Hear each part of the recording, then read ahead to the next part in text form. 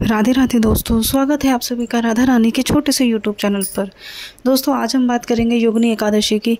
आषाढ़ मास कृष्ण पक्ष में जो योगिनी एकादशी है वो है 21 जून को, जो कि सुबह 7:18 से शुरू हो जाएगी और 22 जून को सुबह 4 बज के ब्रह्म मुहूर्त में 4:20 पर समाप्त हो जाएगी। तो योगिनी एकादशी का जो व्रत रहेगा वो 21 जून को रहेगा। आइए अब हम बात करते हैं योगिनी एकादशी के व्रत की कथा की। योगिनी एकादशी की कथा क्या कहती है, क्या इसका महत्व है, क्यों यह व्रत करना ज़रूरी है और इस व्रत को करने से हमें किस चीज़ का पाप मिलता है और हमारे किस चीज़ का पुण्य मिलता है और हमारे कौन से पाप नष्ट होते हैं। तो एक बार की बात है, युधिष्ठिर ने बोला श्री कृष्ण से कि कृष्ण जी, आपके बताए हुए मैंने निर्जला एकादशी जो कि ज्येष्ठ मास में आती है उसका व्रत रखा और उसका फल मुझे प्राप्त हुआ। अब मुझे आषाढ़ मास की योगिनी एकादशी का व्रत की कथा भी सुनाइए, यह व्रत क्या महत्व देता है। तो श्री कृष्ण भगवान ने कहा, यह व्रत 88,000 ब्राह्मणों को एक साथ भोजन कराने के बराबर होता है। इस व्रत को करने से मृत्युलोक ब्रह्मलोक आपके सारे पाप नष्ट हो जाते हैं और आपको जीवन में सारे सुख मिलते हैं, साथ ही साथ आपको मोक्ष की प्राप्ति होती है। तो आइए सुनते हैं योगिनी एकादशी की व्रत की कथा। तो यह कथा है एक राजा और एक माली की। तो दोस्तों, कथा सुनने से पहले आपको मेरी वीडियो ज़रा सी भी अच्छी लगे, इन्फॉर्मेटिव लगे तो मेरे चैनल को सब्सक्राइब कीजिएगा, वीडियो को लाइक कीजिएगा, शेयर कीजिएगा। तो कथा शुरू करते हैं। बात है स्वर्गलोक के अलकापुरी नगर के राजा की। स्वर्गलोक के अलकापुरी नगर का राजा शिवजी जी का परम भक्त था। वह नित्य नियम शिवजी जी की पूजा करता था। भोले बाबा को रोज नए नए प्रकार के फूल चढ़ाता था। उसके पास एक माली हुआ करता था। माली का नाम था हेम माली। माली का जो नाम था वह हेम था। वह अपने बगीचे से रोज राजा को नए नए प्रकार के सुगंधित खुशबूदार फूल ला के देता था और राजा उन फूलों से भोले बाबा का श्रृंगार, अभिषेक और उनको प्रसन्न करता था अपनी भक्ति के द्वारा। एक दिन क्या हुआ, राजा जो था माली का इंतजार करता रहा, लेकिन माली पूजा के समय फूल लेकर नहीं आया।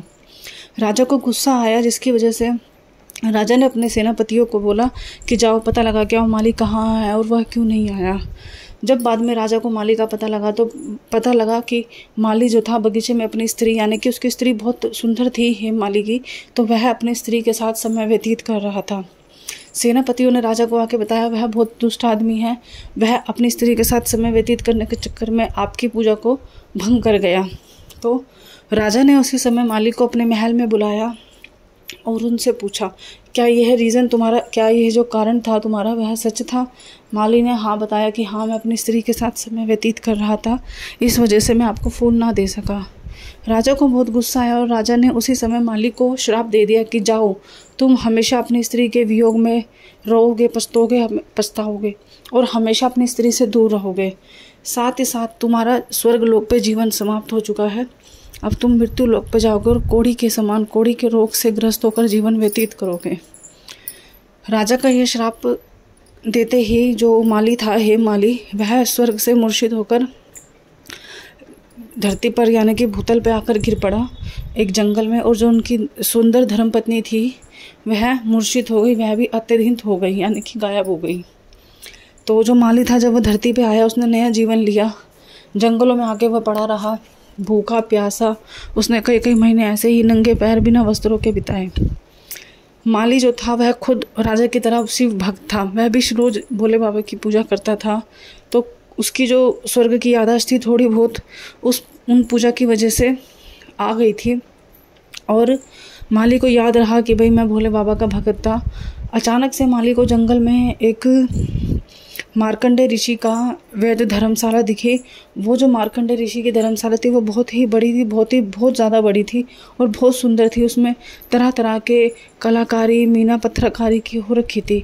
वह धर्मशाला जो देखने में ऐसी लगी माली को कि जैसे ब्रह्मा जी की सभा होती है। तो माली धर्मशाला में जाते ही मार्कंडे ऋषि के चरणों में गिर गया और अपना सारा हाल सुना दिया।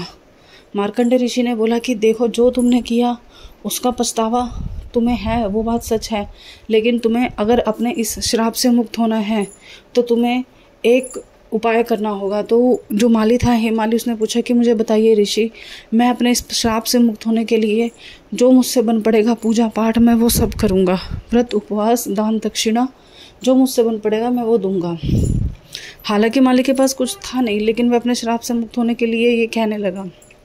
तो मार्कंडेय ऋषि ने बोला, आषाढ़ मास कृष्ण पक्ष को योगिनी एकादशी आती है, तुम उस योगिनी एकादशी का विधि पूर्वक व्रत करो तो तुम अवश्य ही अपने श्राप से मुक्त हो जाओगे।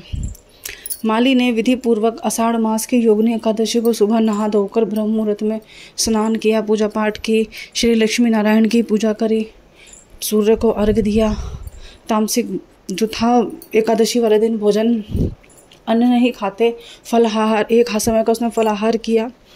मतलब पूरी विधि पूर्वक जो थी माली ने अपना व्रत किया और वह जो राजा का दिया हुआ श्राप था उससे मुक्त हो गया।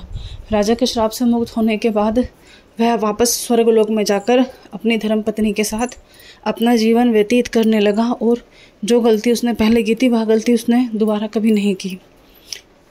इसी प्रकार श्री कृष्ण ने युधिष्ठिर को बताया और साथ में जो सभा में सभी लोग थे उनको बताया कि योगिनी एकादशी का जो व्रत है वो हमें किस प्रकार से पुण्य देता है, पापों से नष्ट कराता है, श्राप से मुक्ति दिलाता है, साथ ही साथ हमारे जो जीवन के रोग होते हैं उनसे भी हमें मुक्ति दिलाता है। मनुष्य को योगिनी एकादशी व्रत जीवन में एक बार जरूर करना चाहिए। तो दोस्तों ये थी हमारी योगिनी एकादशी की छोटी सी कथा।